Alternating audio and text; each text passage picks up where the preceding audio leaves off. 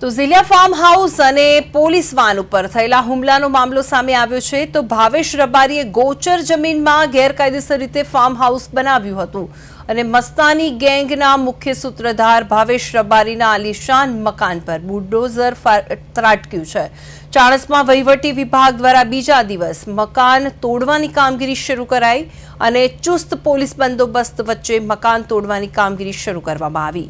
ખંડણીખોર ભાવેશ ઝીલિયાનું ઘર ગણતરીના કલાકોમાં ધરાશાયી થયું અને તંત્ર તેમજ પોલીસની નિગરાનીમાં ઘરવખરીને બહાર નીકાળવાનું પણ શરૂ કરવામાં આવ્યું હતું અને મોટાભાગની ઘરવખરી રાત્રે જ હટાવી દેવામાં આવી હતી। બુલડોઝરે સમગ્ર ફાર્મમાં પેવર બ્લોક તોડી નાખ્યા અને ફર્નિચર, એસી તેમજ ઘરવખરીની ચીજ વસ્તુઓ ખસેડવામાં આવી। ગણતરીના કલાકોમાં જ ફાર્મમાં આવેલા બંગલોને પણ તોડી નાખવાના આદેશથી આ તોડી પાડવામાં આવ્યો હતો બંગલો।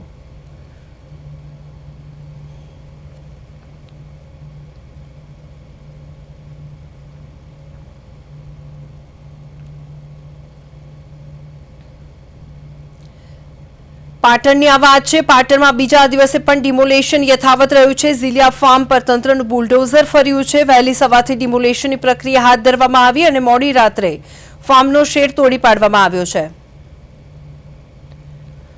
તો આ સાથે જ અમારા સંવાદદાતા જોડાઈ ગયા છે। હા, દિનેશ સાધુ। દિનેશ, હવે જણાવશો કે વાત આપણે કરી રહ્યા છે પાટણની, તો બીજા દિવસે પણ ડિમોલેશનની પ્રક્રિયા હાથ ધરવામાં આવી છે।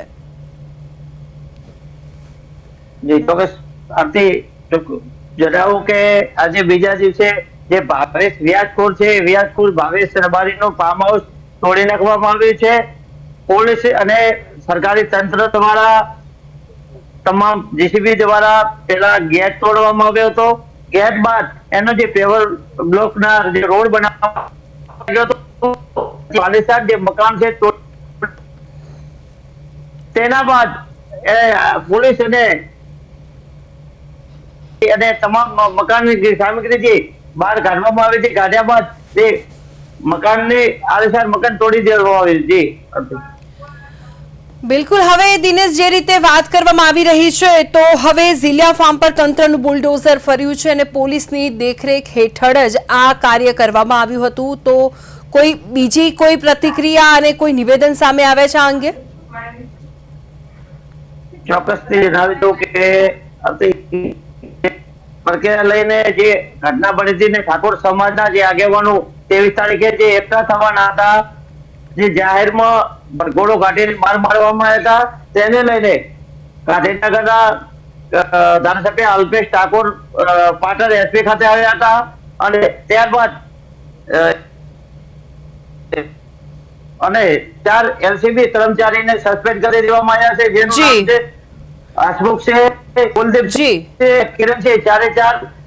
કુલદીપસિંહ ચારે ને સસ્પેન્ડ કરી દેવામાં આવ્યા છે।